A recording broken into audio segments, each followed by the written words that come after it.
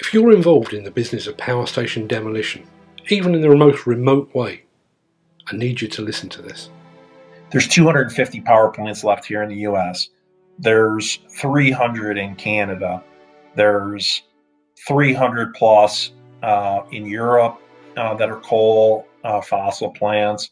I mean, if we're going by just sheer averages of the 1,500 or so power plants that are left globally that are going to be decommissioned and taken down, you're looking at another roughly 150 or so deaths.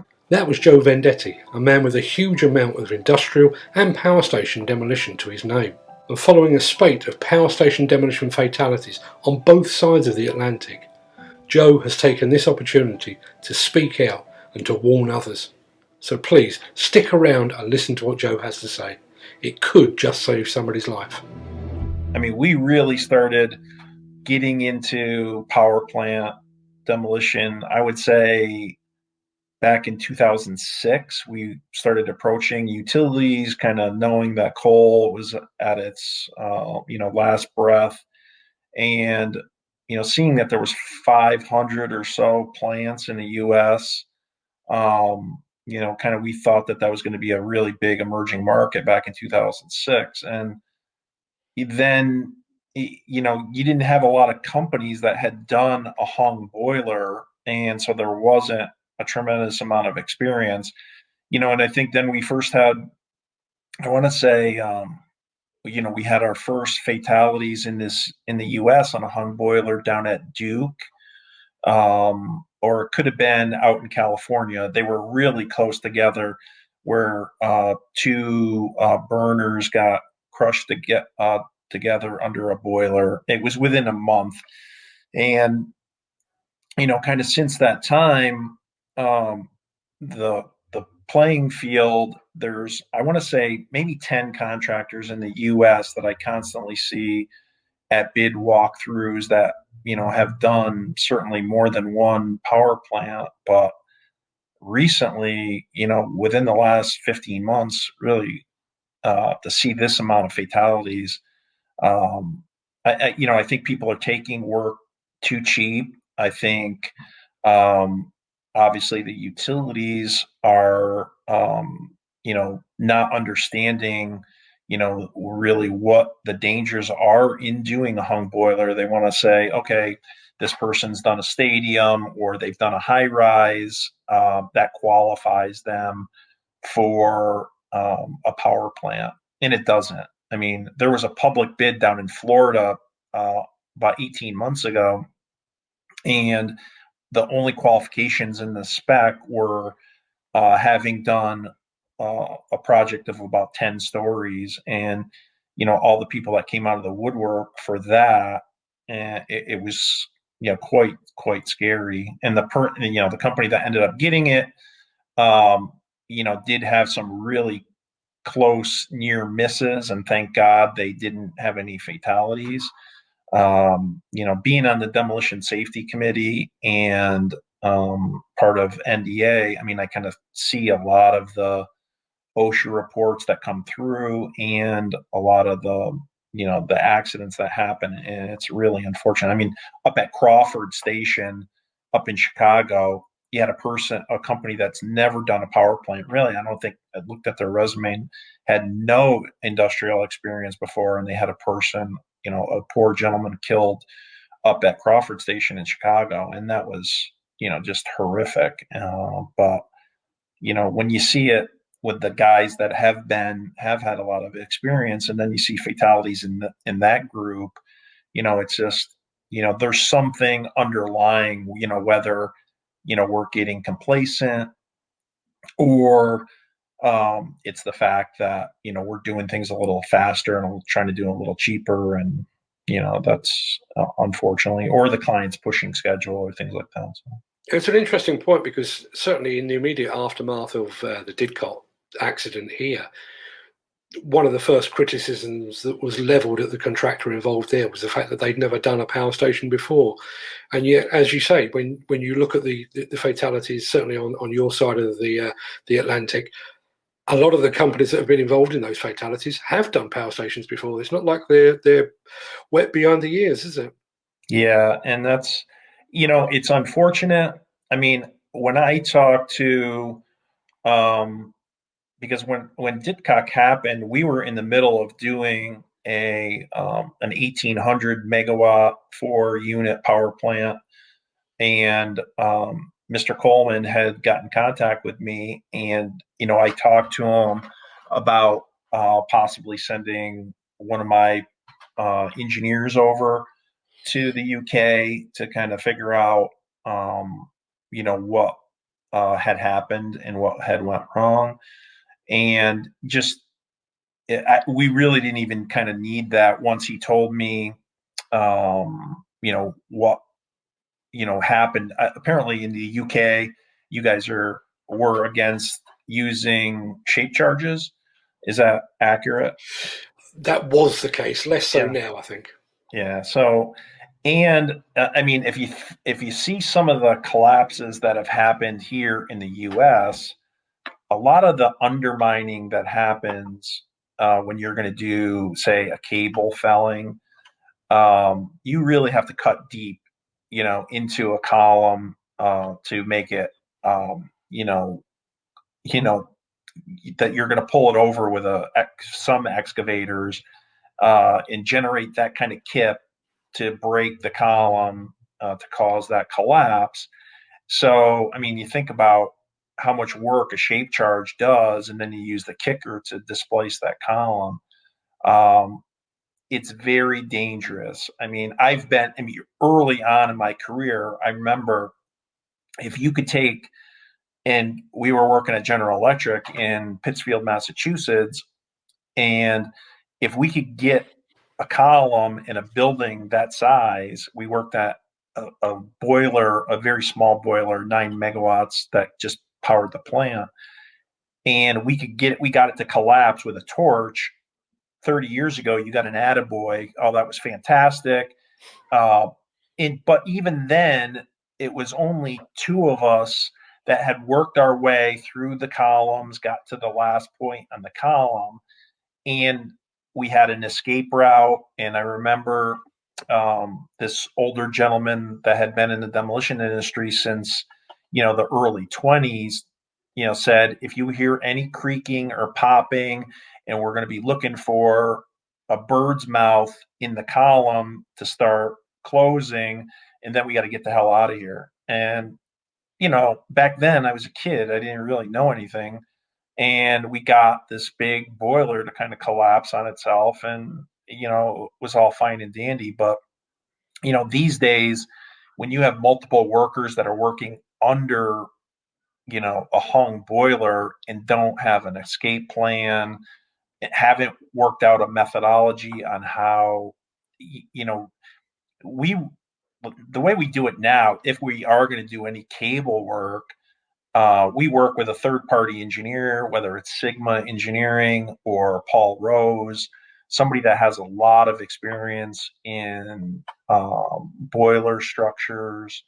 And we write up our work plan, we send it to Sigma, they give us some recommendations, and but we never put guys underneath a boiler, and we're always working around the outskirts of the columns. It's just, and what's going on now with the utilities, if you're working with a regulated utility in the United States that actually has set aside dollars to close that plant and decommission it at a certain point, those, I think we're finding there's less fatalities at a regulated utility than an unregulated utility. And because the unregulated ones haven't set aside the dollars to properly, decommission these things, and then they're looking for a cheaper way out. And then they end up with, a disaster on their hands. And, that's unfortunate. You've mentioned a couple of times hung boilers, which obviously are a challenge in themselves. Is the hung boiler a standard design across these power plants? Because there does seem to have been enough of them brought down for us to have learned as a global industry to have learned enough lessons by now, isn't there? I thought so too, but I talked to a friend that graduated with me from the university that I went to here in the States, RPI, and he designs boilers for General Electric. And he told me because of the add-ons that happen after they get installed and the thermal corrosion that happens uh, between just the chemical composition of the coal, the arsenic, the steam, and the boiler constantly moving and shifting. I mean, if you've ever been inside of a power plant, especially a very large one, you could see at the top, where the hanging beam is, the hanger beams are. There's a lot of things that allow that boiler to move, and it can move up to a foot in either direction. And so there's a lot of weakening, in the minor support structures that happen, below that. And then there's a lot of just, and sometimes you have these plants that have maybe been sitting idle since the late 80s, the early 90s. They're impacted by weather and erosion and just rot of the steel. That a lot of that stuff comes into play too. So I found it interesting the fact that you spoke to Coleman's in the aftermath of Didcock, because I know after the Ohio collapse, one of the UK companies actually reached out to, it was Adamo doing that, wasn't it? Actually reached out to them. So it is a case of, it's the worst possible circumstances, but the global demolition brotherhood does tend to come together at these times, doesn't it? yeah, I mean, I reached out to Rich Adamo. I've known Rich from times on the Demolition Association board. I'm certainly friendly with Rich, and was friendly with his brother John, and reached out to him because we're working close to Columbus, which maybe 2 hours away, but certainly offered to offer him workers that we could put down on the site or equipment that we could put down on the site to help him, maybe get through the rubble and, help him, in his time of need. So, I mean, it is really a brotherhood. No one wants to see anybody hurt or killed in, any project, and anything that we can do to, kind of help, guide anybody through it. I certainly wish early on in my career that, I wish I had somebody to, that mentor that kind of reached out to us. And, sometimes it doesn't happen. Sometimes it does. We've mentioned clients and regulated and unregulated utility companies. Is the demolition industry guilty of accepting work that they perhaps shouldn't? Should we be walking away from more than perhaps we do? Yeah, definitely. I mean, I wish I mean, it's so hard to tell somebody to walk away from their, for money that they keep, 60 or 70 guys employed at a power plant job. It's so hard to say that and, but after years and years of experience, there are bad jobs. There's a lot more bad jobs than you would think. And, I was talking to Brian Horniak, who's on the board of directors for the Demolition Association. I said, and he's now with GHD, and he's on the other side of the table. Instead of being a demolition contractor, he's a consulting engineer for demolition projects. And I told him, I said, we really have to do a better job as an industry and of walking away from projects that are bad, and informing, clients, especially when they see, you know, irregularities on bids, um, the difference in pricing. If there's a huge discrepancy in pricing, I mean, we just went through this with a client.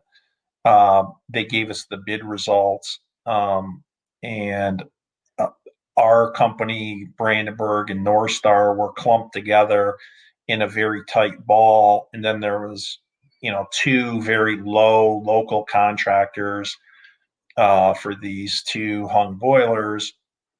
And, the client, I told them, I said, you have to be very careful. But the client is still going to go with, the low bidder, unfortunately.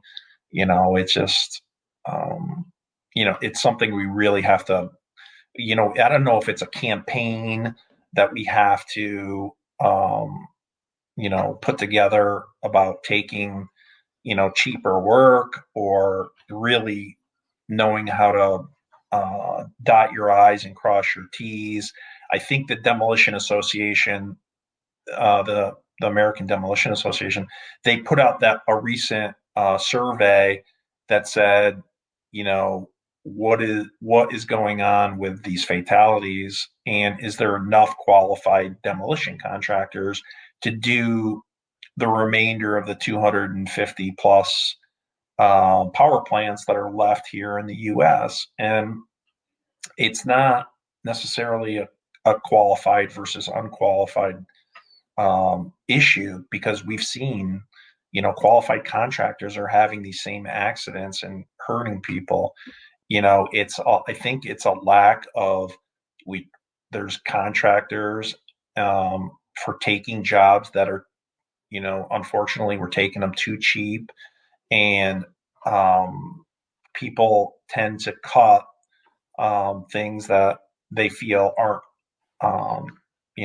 things that they need for wrecking. You're not going to cut your fuel, you're not going to cut your excavators, you're not going to cut your people that are actually doing the work. And what tends to get cut is safety resources, engineering plans, things that are kind of on the outskirts of, your bid. And I think that may be the reason why we're having, the spate of accidents now. I don't want to say it's just bad luck, because, it's way too many of them. At first, I thought, we tried to gear it into, maybe it's a particular utility that this is all happening, and it's not. It's happened across, the biggest ones, whether it's Duke or Vistra or Southern. There's been accidents on all of them, AEP. And then we try to say, well, maybe they're not being, there's not any oversight on the project by an engineer. And certainly we see that some of these projects have had oversight, maybe not the safety oversight. And a lot of times, and I know in the past, we have been guilty of it, where, you have a superintendent or a project manager that has worlds of experience, and he can almost bully his way through a safety officer that, says, that doesn't look, safe, or something doesn't look right. But because the project manager or the superintendent may have so much experience, they kind of let it go, and then boom, an accident happens. And, so there's a lot to say about, complacency and experience. Sometimes, all that experience could, kind of come back and bite you. One of the things that's been a big criticism here, as we said earlier, is the fact that it's in about 5 weeks' time, it's the 5th anniversary of Didcock. We here with the health and safety executive, who are our equivalent of OHSA, we're still waiting for their findings to be published. Any subsequent prosecution to take place. What sort of turnaround are you seeing on your side of the pond? How quick do OHSA tend to investigate these things? Yeah, I mean, OHSA will come out immediately. I'm obviously within 24 hours of a fatality, with 8 hours of a fatality. but sometimes their findings, depending on how much the contractor really wants to lay on its shoulders and take responsibility, the findings can come back relatively quick. If you start putting up roadblocks to OSHA, I mean, things can drag out, I would say 18 months at the max. I haven't seen past 18 months where OSHA hasn't, closed the case. But so it's around 18 months. I mean, 5 years seems a very long time, to kind of close a case and offer up what they thought was, a problem on the case. But, you can negotiate with OSHA to close the case, to, get down your fines from willfuls to seriouses to, less than that. And, of course, our contractors and our legal system, and you certainly can't blame anybody because obviously that's their livelihood.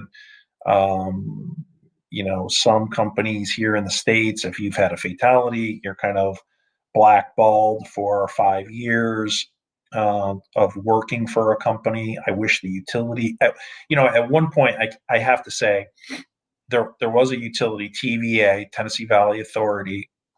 When they originally solicited their contractors, they went after what they called world-class contractors.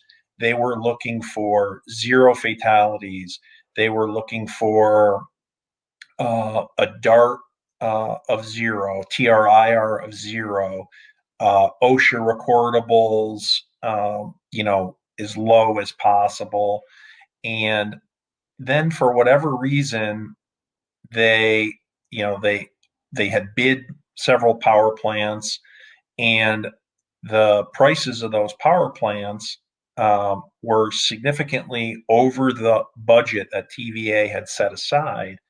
And then TVA lowered the standards of what they were going to accept for, they were going to let contractors bid that had had fatalities before.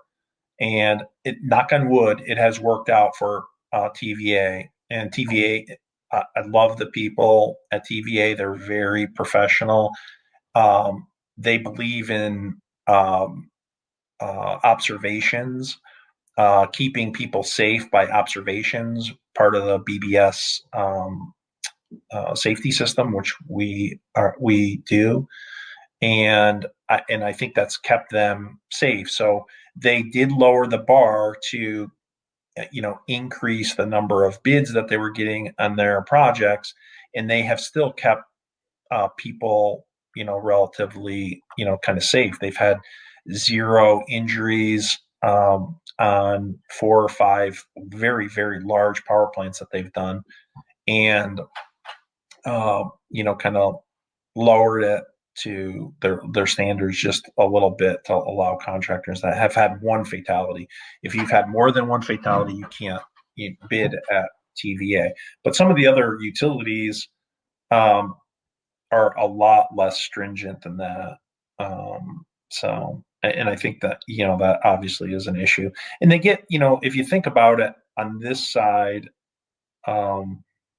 these utility companies get a tremendous amount of pressure locally.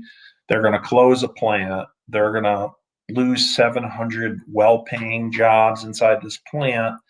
And then they get pressure from local contractors that they can, they want to be able to bid the work, and they, kind of cave in, and they allow these local people to, bid on the work.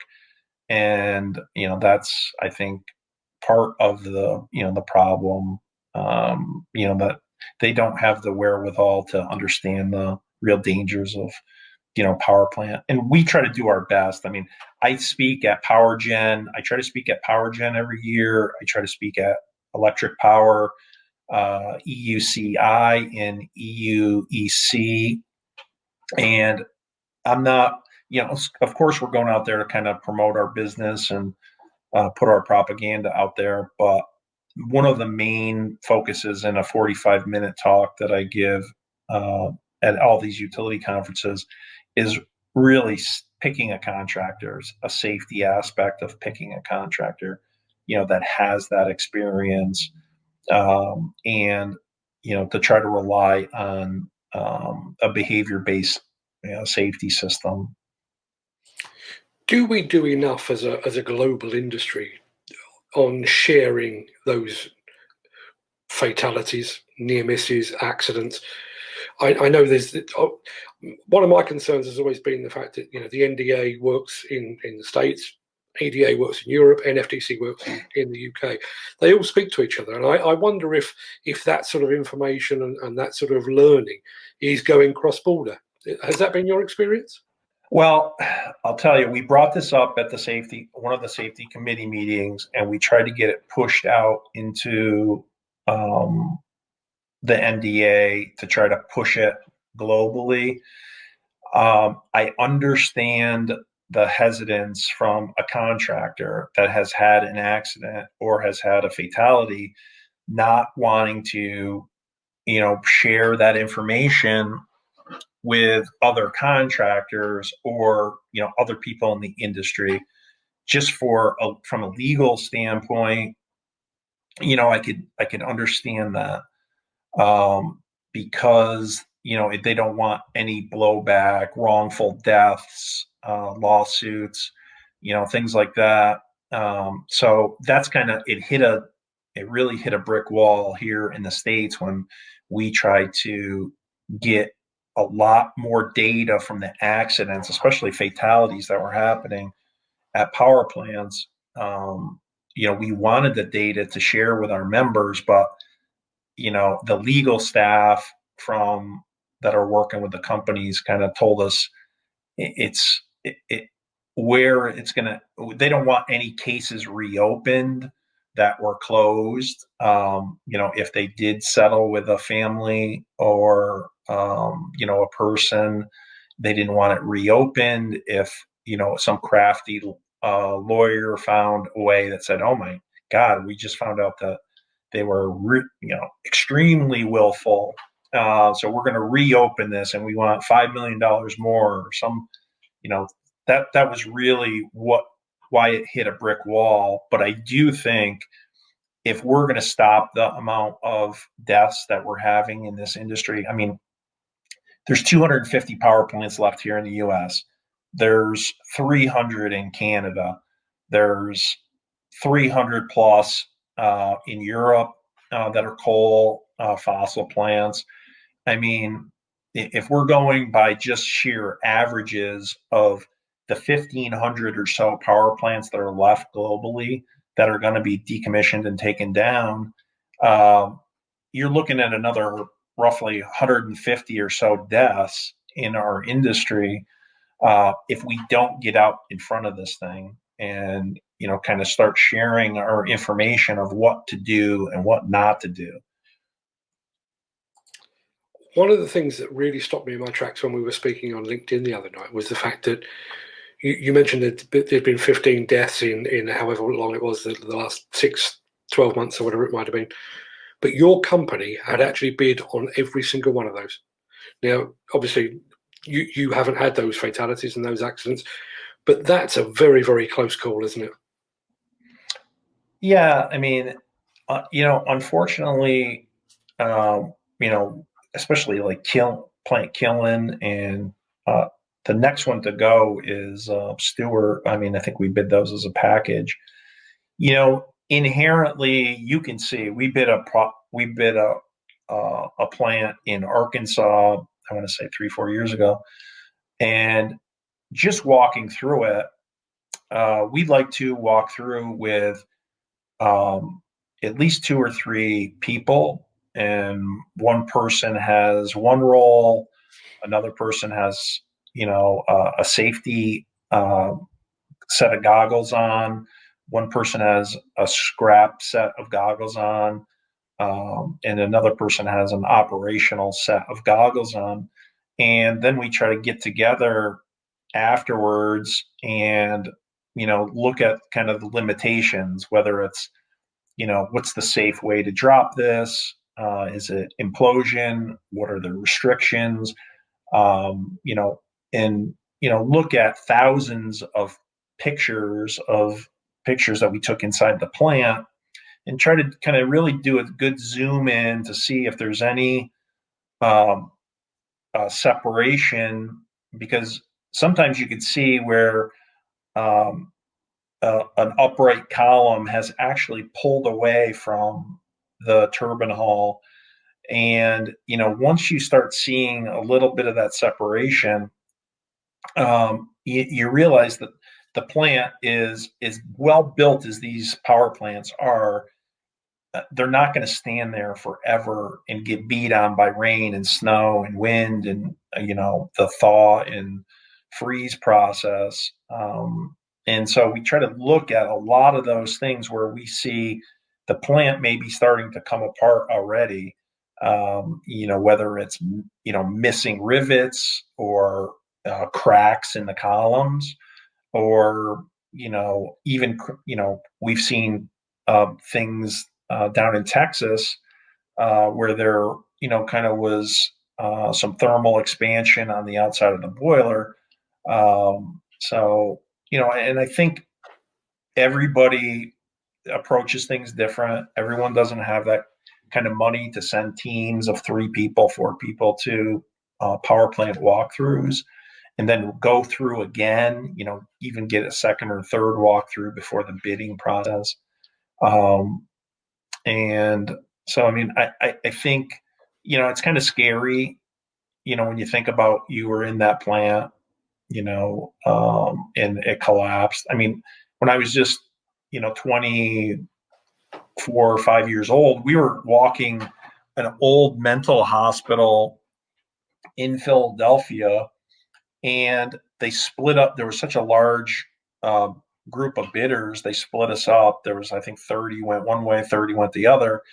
And on that bid walkthrough, there was a collapse of a staircase.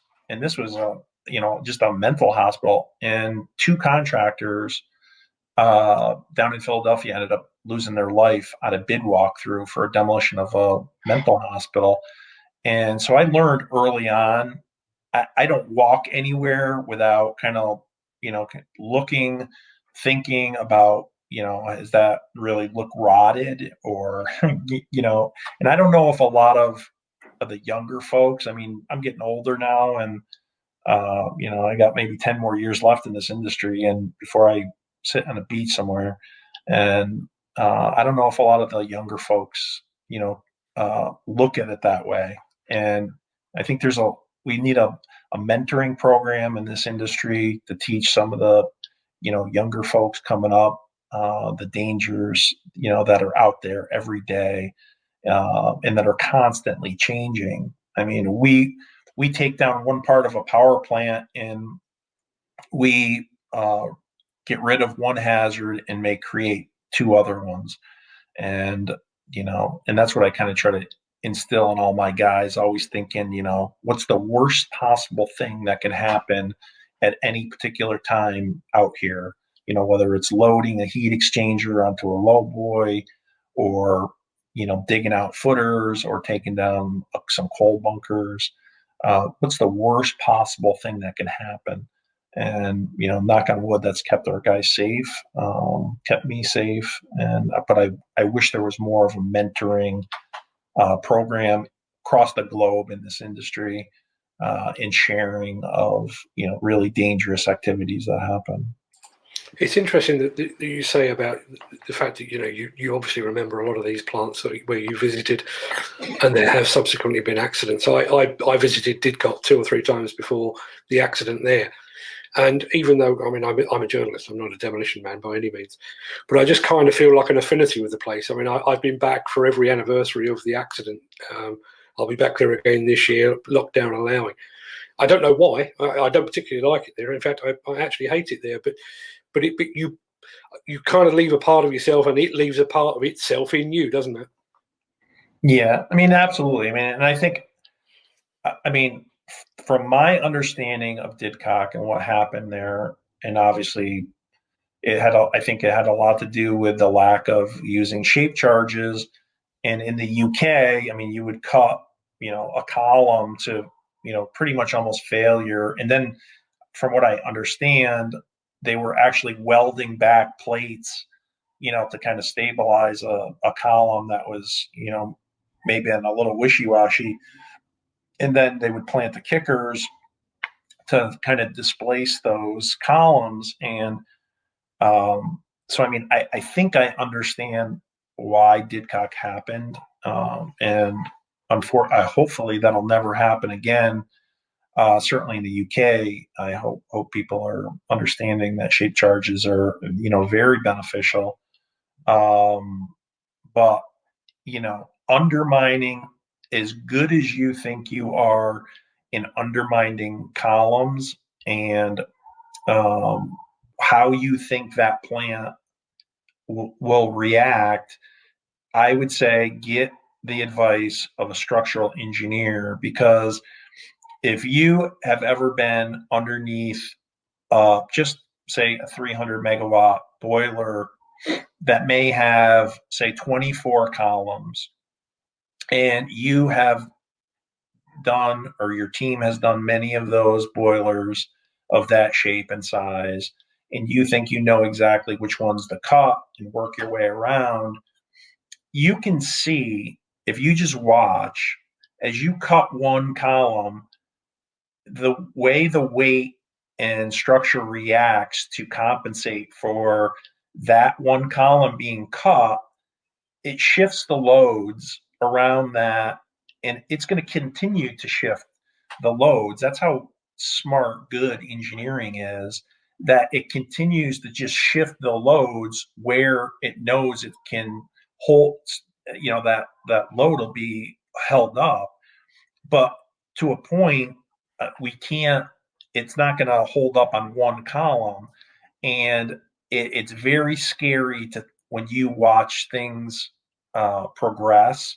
And I told you, I've been a part of some near misses where we were cutting that last column and the whole thing just tore away and ripped down. And luckily we could get 100 feet away, and the boiler collapses with, nobody getting hurt. But I think without getting a structural engineer involved, you're doing yourself a huge disservice.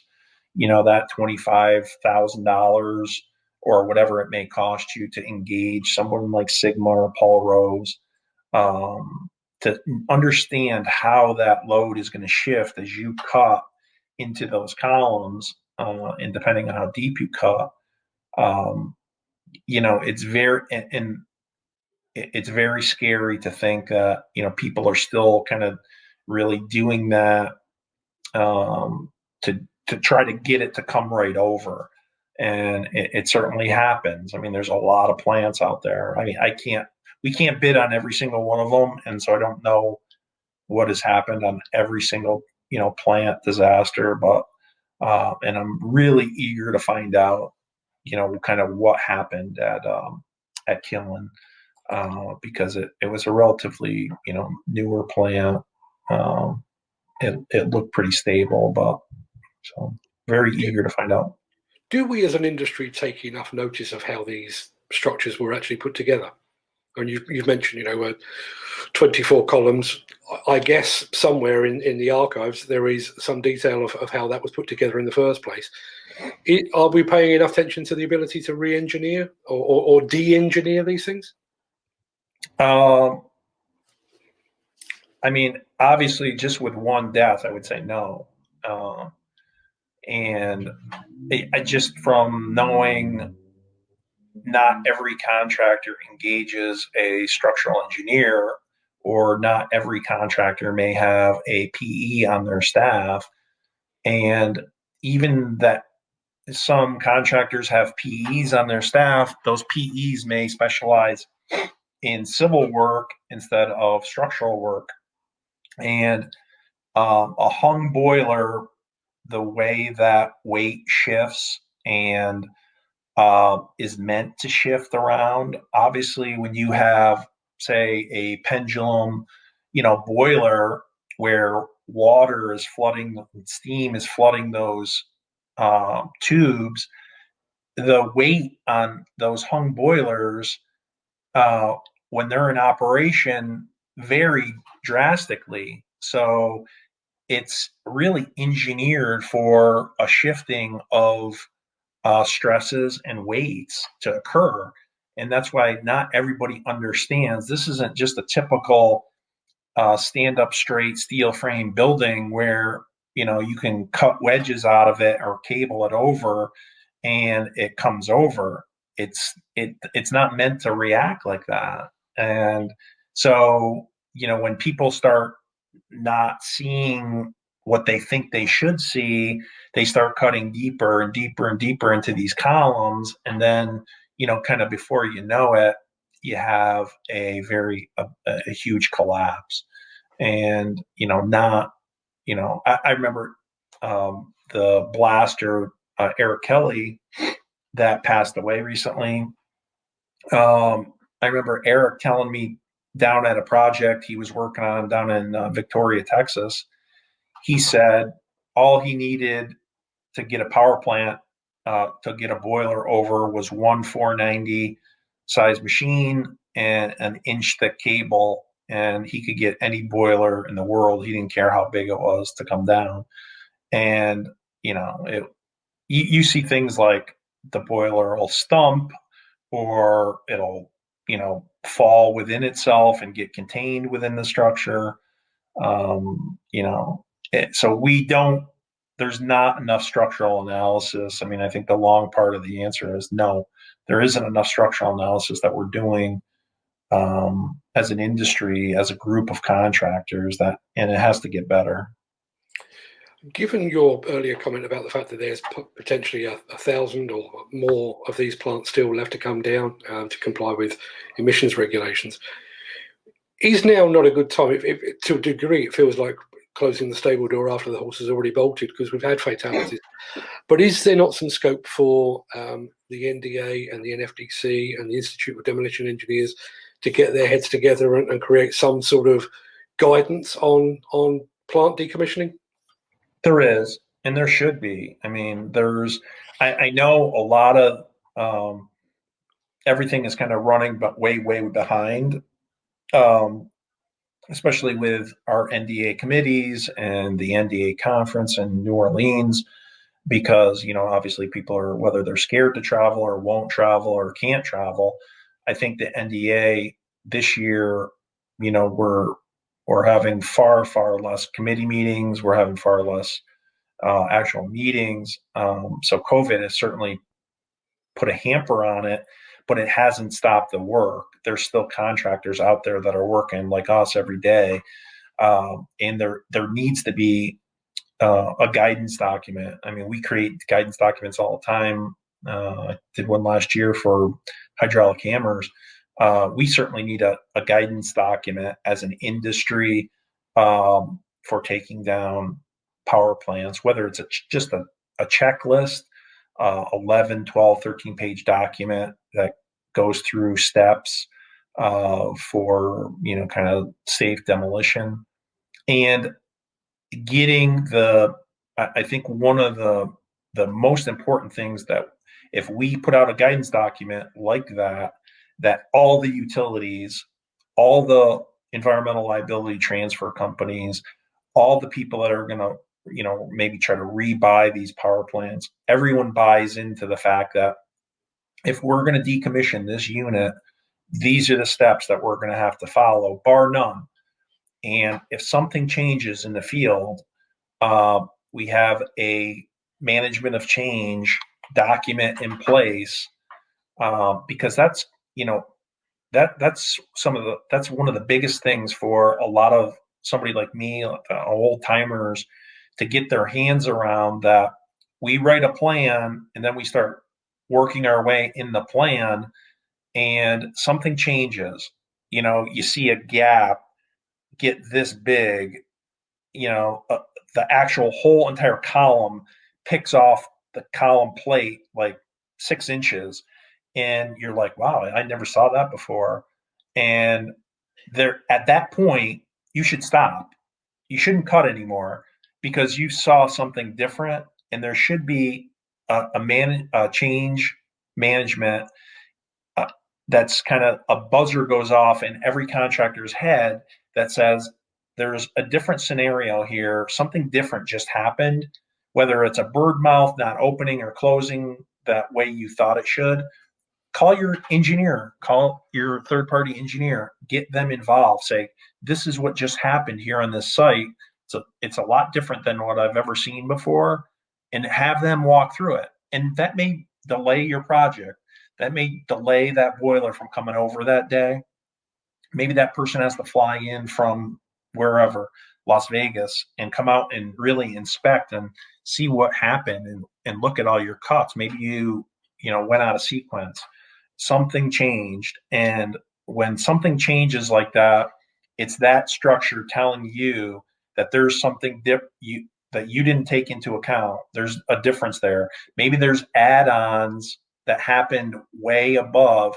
They could have replaced the steam drum at a point and made that steam drum much larger than the original plan that your third-party engineer saw. And so instead of being 60 inches wide steam drum, it's 80 inches wide and it's 9 inches thick.